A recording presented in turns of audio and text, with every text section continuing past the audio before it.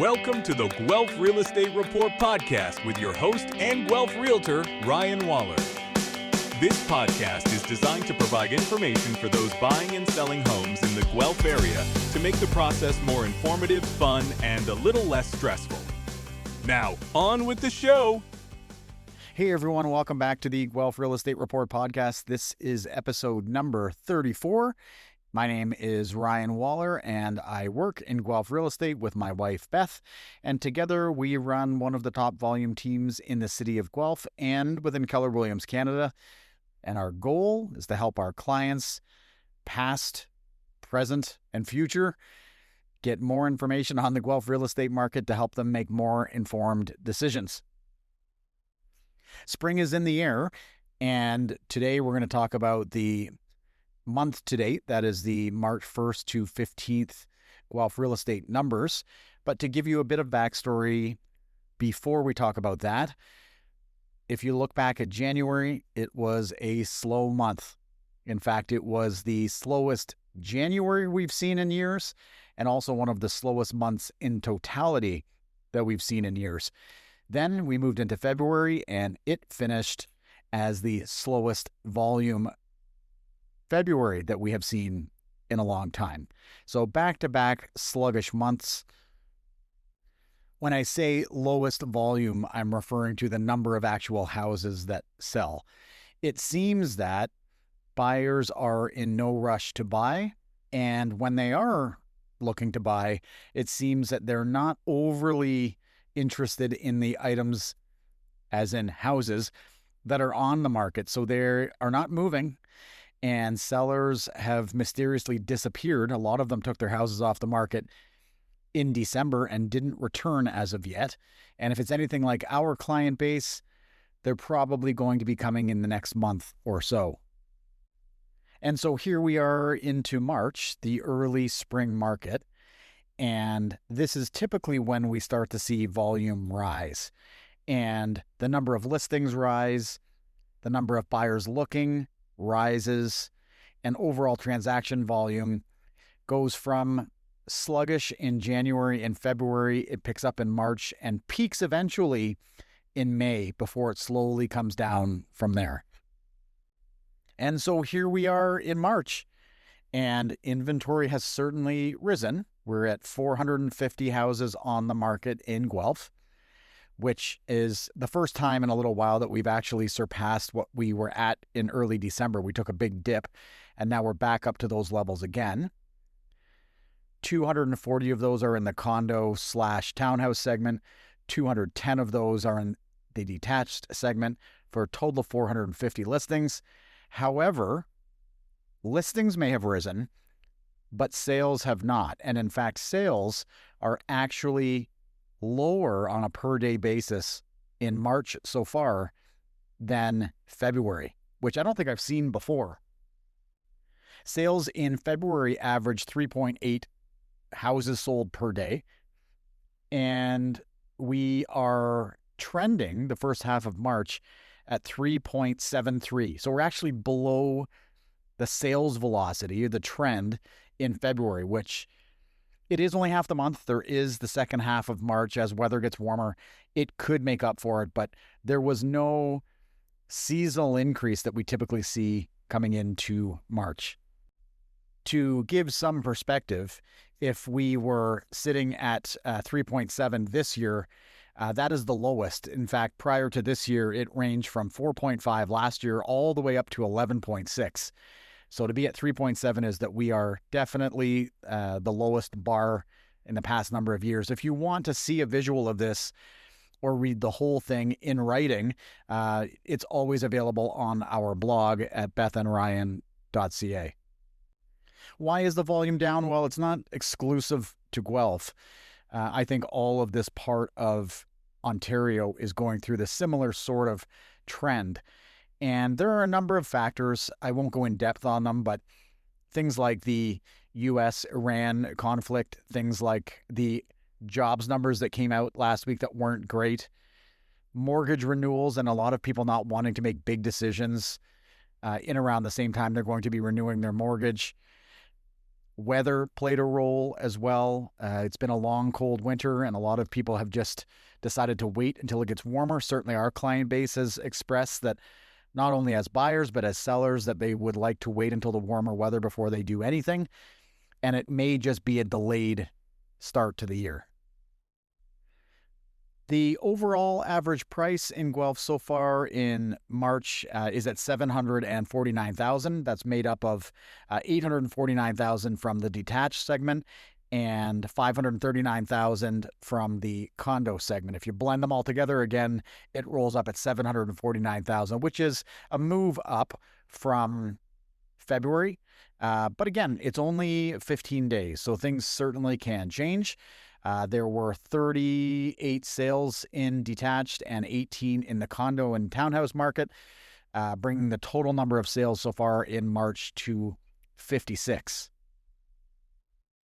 If we look a little bit deeper into the segments of the condo and townhouse segment, 18 units sold, as mentioned.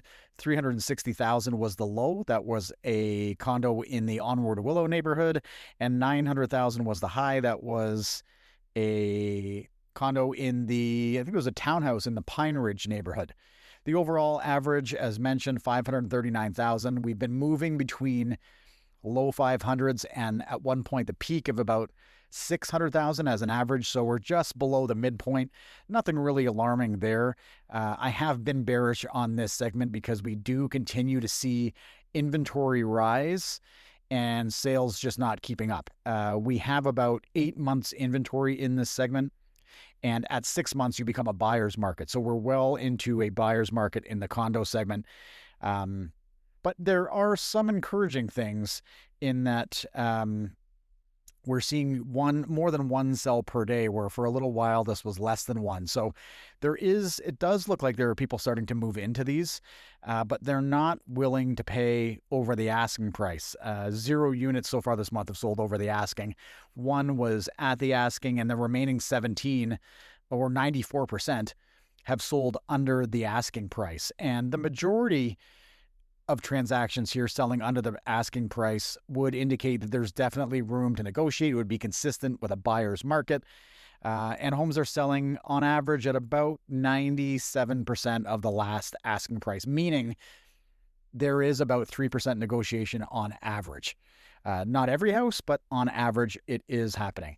42% of the condos that are on the market right now are vacant, which is something we watch because it signals that the owner, for some reason, hasn't sold it. They continue to hold on to it and absorb the cost related to it, but they are not selling it. And which would mean, from my perspective, it's overpriced. However, maybe the owner doesn't have a mortgage and they have very minimal costs. I don't know. Maybe they weren't able to rent it. I don't know. It's a softer rental market as well, which is a whole other topic. But for whatever reason, almost half of the available condos on the market are now vacant. And from my perspective, if I'm representing a buyer, I'm telling them that that may be a signal that there's more room to negotiate on those type of listings. If we get into the detached segment, there were 38 sales there. $492,000 was the low price. That was a house downtown, and $1.5 million in Courtright Hills was the high. The overall average here, as mentioned, was $849,000. That is an increase versus February. And again, it's only a couple of weeks into the month of March, but $849,000 was the average. We have seen up to $900,000 as the average at some point last summer, I believe it was, and just under $800,000 as the low. So we're still sitting towards the middle part of that, much like the condo segment. Homes here, like condos, sold at about 97% of the last listed price, meaning that there is room to negotiate here. And I'll talk a little bit more about that in just a second. 2 of the 36 houses sold over the asking, 5 sold at the asking, and the remaining 80%, or 29 houses, sold under the asking price. What we're starting to see is that the traditional 3 or 3+1 bedroom, 2-story houses in the South End are sluggish. There are a lot of them. Buyers have their choice, and they are being negotiated harder than houses that are smaller and cheaper in the downtown radius areas. So think bungalows in Exhibition Park, St. George's Park, the Ward. Those are all really still in demand. In particular, the Ward is pretty hot right now. And what we are seeing sit a little bit longer are things between 800,000 and $1 million, south of, I would say, probably south of Courtright, are taking a little bit longer. So it's an interesting thing to watch. It's almost like there are two markets there, or micro markets within Guelph. We do watch the $1 million plus segment. Historically, we've seen 15 to 20% sell over $1 million. So far this month, we're at 7%. We anticipate, it looks like, based on what we're starting to see, is that the overall grouping of $1 million homes is coming down, and it probably now will average out between 10 and 15%. So where does that put the Guelph real estate market right now? Well, I'll spare you the technical analysis and breakdown. You can find that on the blog version, but we anticipate that by the time May rolls around, we will be likely in a full-blown buyer's market of 6+ months of inventory. And that is just a calculation of what has sold over the past 3 months on average, divided by the number of available houses.